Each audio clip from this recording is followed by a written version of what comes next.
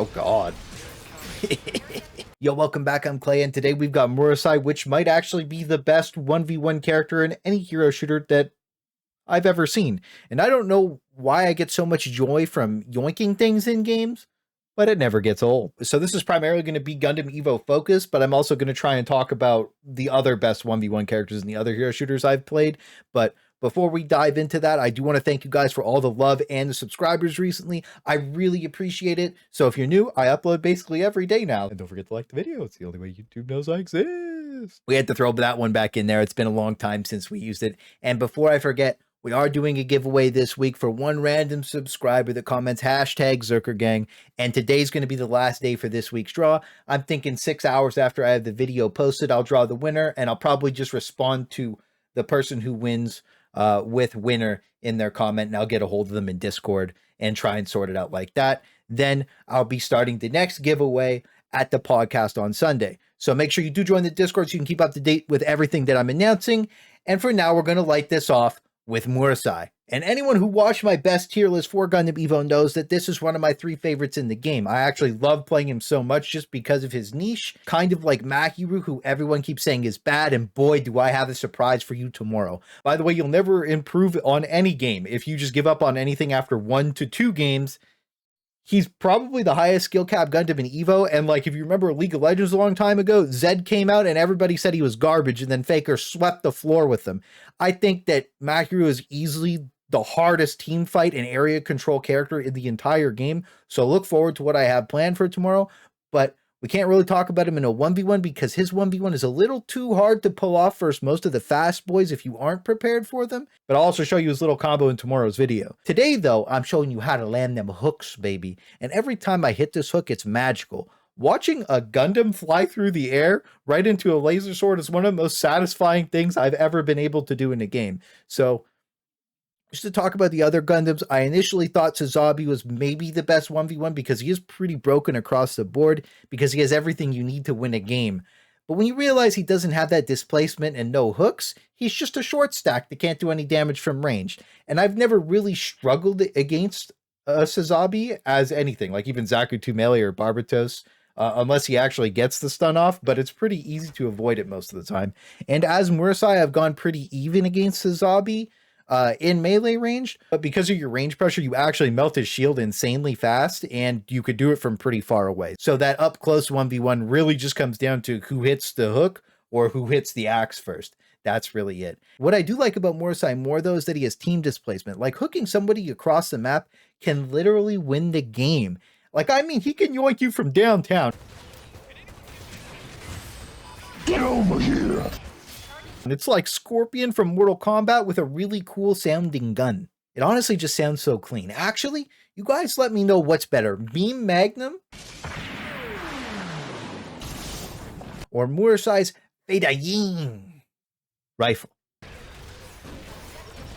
I actually like both a lot, but I think I still like Beam Magnum more. But just let me know your favorite because they're both actually really cool. And I do enjoy that level of carry that Murasai brings to the table. Like, nobody can run up on you and be annoying unless you miss the hook. Then it's just kind of over like that. But even your ultimate can pick up that free solo kill, and it might actually be one of the best solo kill ults in the game, but I personally prefer to use it as more of a team ult. What I did notice, though, is if you ult and then immediately shoot twice, you have time to turn and hook a second person and then bop them too. But it's kind of hard, so I'm still practicing that myself. So if you guys have any tips for that other than turning off mouse acceleration, which still needs to be removed from the game, please, Gundam Evo devs, then let me know. But you combo all that together with mid-range pressure, and everything you bring to the table actually becomes pretty crazy if you become the hook god. There's nobody that can go in on you without getting deleted. And when I did start thinking about the other mobile suits, and yes, I did remember to say it correctly this time, my first thought was that Eggsy was pretty cracked and that it might do pretty well. You have to charge up your R&B though, so in a trade, you lose in damage without the stun. And if you have to charge up in front of Murasai, then you're just going to get hooked out of it. So Eggsy is off the table just because of that, but definitely inside of Trans Am, you win that, but it is an ultimate, so I'm going to try and feel it out without the ultimates. Because even if you compared like they both had ults, then Murasai ults and instantly stuns you unless you just get lucky and dash out of it. And then I took a look at Barbatos, and because Barbatos is so mobile, it seemed like he would have a chance. But then I realized that mobility doesn't really matter if you just land the hook. And most of the time you have to use so much movement to get in on Murasai that there's no realistic way for you to have enough movement left to get out of a hook or get in without taking too much residual damage. And then we all already saw what happens to Zaku 2 melee at the start of the video. And if we add its invulnerable into the equation, it actually hurts you more than helps you because it forces you to stand still and basically just get headshotted for free coming out of it. So I wouldn't say Zaku 2 melee is a really great 1v1er anyways, but then we look at Zaku 2 ranged, and he actually has potential because I think he plays a lot like Reaper does. So if you can bait the hook with your invulnerable, because you're so mobile, you actually stand a pretty good chance against Murasai, but it's really hard to finish the job after that just because you're so squishy and you have no hard CC other than a small knockback on the grenade. So I still think that Zaku 2 range takes an L the majority of the time, but I think that your best Zaku 2 range players might stand the most chance. So I'd say that's the biggest toss-up, and altogether there really isn't anything in the one-to-one situation, in my opinion, in Gundam Evo that can beat Murasai, assuming that you're playing methodically. And obviously nobody hits everything all the time, like when we're talking about the hook, but it feels like it has a ridiculously massive hitbox. Like, this thing is huge. It feels like you throw it and it just snaps to them. I don't know why, but it's just how it feels. And when we take a double take it to Zabi because he has such a massive hitbox, and I know so many people are going to say that he has the best 1v1 just because it's the axe toss combined with the shield.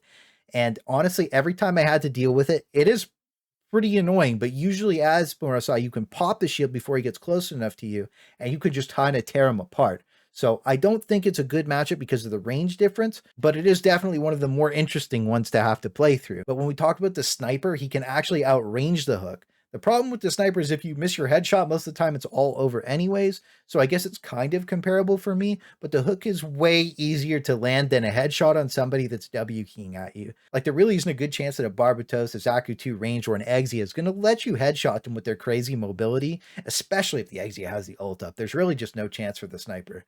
So maybe the absolute best snipers win most 1v1s, but scoped under pressure is a lot different from having that little bit of extra HP and that hard CC from Murasai. Now, don't get me wrong, I think Sniper is really strong, but I think in like a straight 1v1, it's very hard for him to deal with like the majority of things that Murasai wouldn't have a problem with. So I think at range, obviously the Sniper is going to beat everybody, but at mid-range to where Murasai would be in range of the Sniper, then being able to land the hook basically just catches him the free W.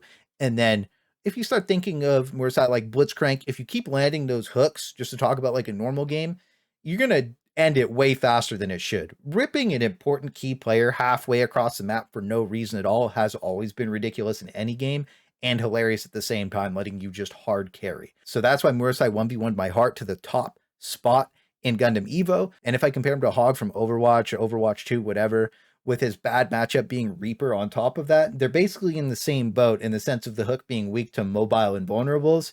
And obviously, Murasai is really solid because of the rain pressure, but I think Hog is obviously better at holding points. And in that 1v1, I think it would come down to obviously just who lands the hook first, but with the range pressure, I think Murasai actually would win in that 1v1. And then when I start thinking about Paladins and Smite, most of their best 1v1ers are short range too.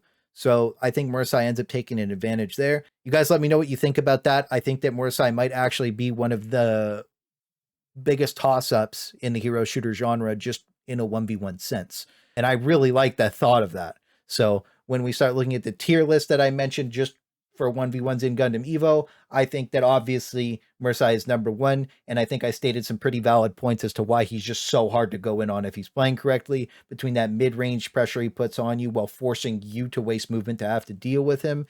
He can basically just hook you for free when you run out of dashes. So it's clear that he's just one of the best at mixing it up. And number two is easily Sazabi. He's just broken for the same reasons, plus his shield, and it's just hard to deal with him because of the axe toss pressure. It punishes you so hard for using movement near him, and I think that he's kind of like Roadhog, where if you get too close to him, he's just going to pop you.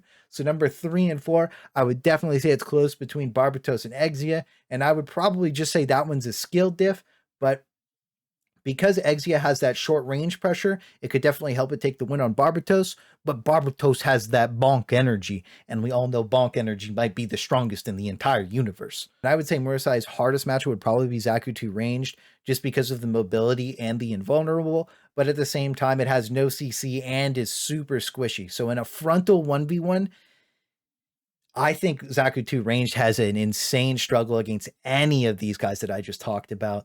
But at the same time, if they make one mistake versus you, you can instantly melt them. So Zaku 2 range, very niche and has a ton of potential to just take everybody off the map. So I'm saying that he's a solid number 5 situationally, because he can't actually pop off in even some of the worst situations if you get a sick and vulnerable off.